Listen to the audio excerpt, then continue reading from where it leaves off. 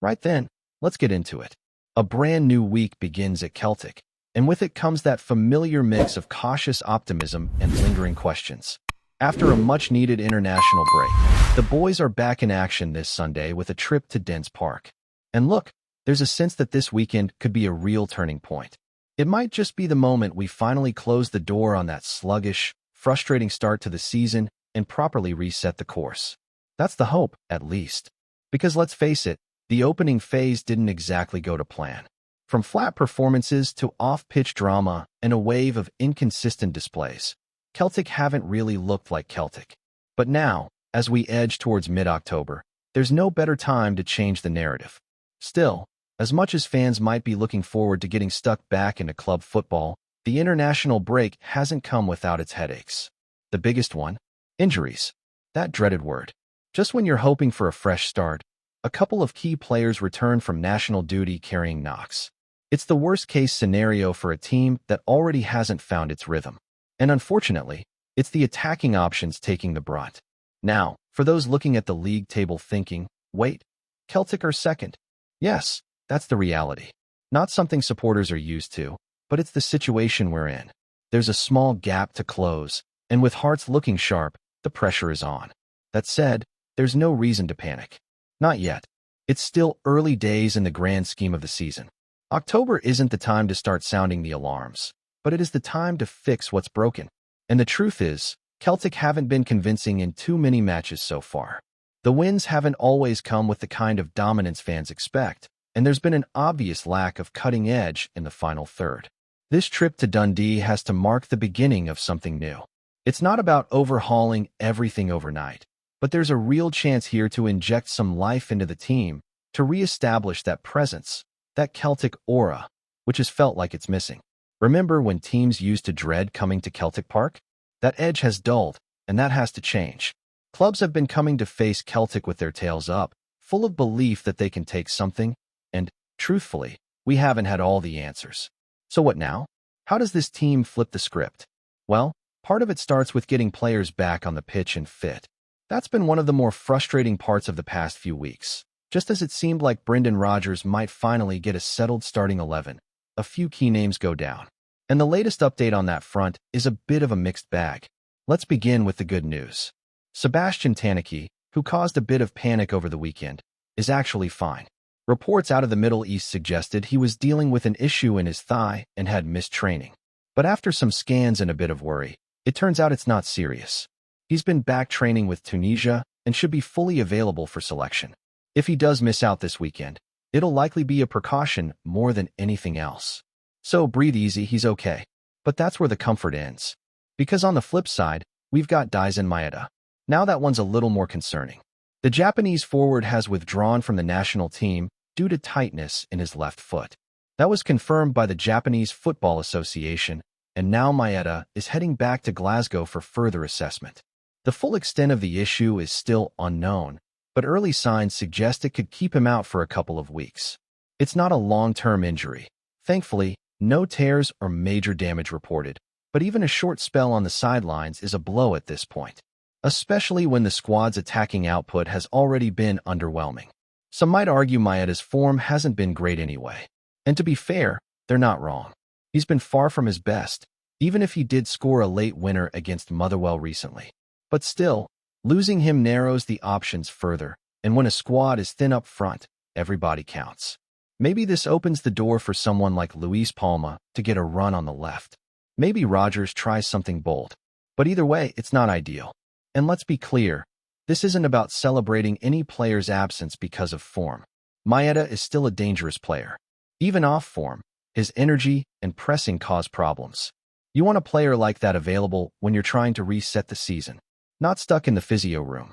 If he's ruled out of Dundee, and possibly even Sturm Graz or the upcoming clash at Tynecastle, it could be a rough few weeks ahead. Thankfully, there's one massive positive emerging this week, and that's the return of Alistair Johnston. The Canadian right-back has been spotted back in full training at Lennoxtown and looks close to being match-ready. This is huge. Johnston's absence has been one of the most overlooked factors in Celtic's recent struggles. He's not just a defender, he's a key part of how this team attacks down the right side. His link-up play, his overlapping runs, and his composure on the ball have all been sorely missed. Brendan Rodgers hinted before the break that Johnston would be back in training by mid-October, and now that's exactly what we're seeing. Whether he features against Dundee remains to be seen. Rodgers might decide to ease him back in slowly, maybe give him 10 or 15 minutes at the end of the match just to get his legs going again. But what matters most is that he's back. Fit, focused, ready. With European nights looming and a tricky league schedule ahead, having Johnston available again could be a major turning point. Of course, it's not just the injury updates making noise around Celtic this week. Some transfer talk has crept into the spotlight as well, and let's just say not all of it's worth losing sleep over. For instance, the story linking Angus Gunn to a potential move to Celtic. Now, this isn't new. His name's been floated around before, usually when there's talk about the goalkeeping situation post-Joe Hart. But this time, the rumor mill's kicking up dust again, with reports suggesting Gunn is eager to join Celtic after slipping down the pecking order at Nottingham Forest. Let's just call this what it is, filler talk. Listen, being eager to join a club doesn't really mean much if the club isn't eager to have you. And right now, there's zero indication that Celtic are seriously considering Gunn as their next number one. If anything, this seems more like an agent trying to stir up interest. Celtic have their eyes on other options, and unless something changes dramatically, Gunn isn't one of them. That's not a knock on the player. But if the club are serious about building a side that can compete in Europe and dominate domestically, then aiming for Nottingham Forest's third-choice keeper probably isn't the way forward. It's lazy recruitment if that's the route taken. Besides, the club already has Vasilis Sileo, waiting in the wings. Many already see him as the natural successor in goal. So let's park the Angus Gunn chatter for now. Now, speaking of rumors that get people talking, let's finish this part by addressing the one that really lit up social media over the weekend. John McGinn. Yes, that John McGinn. His name is doing the rounds again in relation to a possible move to Celtic, and let me just say, the thought of it is mouth-watering. If you followed McGinn's journey, you'll know this is a player who bleeds green and white. A Glaswegian lad. A Celtic fan through and through. It still stings that the club missed out on him back when he left Hibs for Aston Villa. And now, with his contract set to expire in the next 18 months or so, there's genuine chatter about whether he could finally pull on the hoops. Of course, we need to be realistic. McGinn turns 31 this week. He's still a key figure at Villa. He's got a European campaign to lead and plenty of Premier League interest. The odds of him leaving now, or even next summer, aren't high. But give it time. Contracts run down. Priorities shift. Maybe, just maybe, we see the stars align. Charlie Mulgrew's comments about McGinn being desperate to join Celtic stirred the pot. Whether there's any actual movement behind the scenes is unknown. But it's not impossible to imagine a scenario where McGinn, nearing the twilight of his career, decides to fulfill a boyhood dream. And if that moment ever arrives, whether it's in a year or two, Celtic should be ready. Because players like that don't come around often. Proven, passionate, Premier League experience, and the kind of mentality that lifts a dressing room. And looking ahead, it's not just about Dundee. This run of fixtures we're heading into is going to shape the mood and momentum of the club heading into the colder months. European nights are just around the corner. Matches against the likes of Sturm Graz aren't just about pride, they're about proving that Celtic belong on that level. And domestically, with Hearts looming in the calendar and trips like Tenecastle on the horizon, there's no margin for error anymore. Dropping points now, in games where we should be asserting our dominance, only adds pressure to a team already searching for confidence. That's why this match against Dundee is bigger than it looks on paper. It's not just a routine league match. It's the foundation for a reset. Brendan Rodgers knows this. You can sense it in how he's speaking, how he's carrying himself. The first stretch of the season hasn't gone how he would have liked, but he's not panicking. At least not publicly. That calm exterior is part of his strength. But even he will understand the urgency. The fans are restless, not just because of poor performances, but because of the sense that something still feels off. That spark, that rhythm, the ruthless Celtic that steamrolls through the league, it hasn't really shown up yet. And we're getting closer to the point where patience wears thin. A lot of that comes down to the attacking side of the pitch.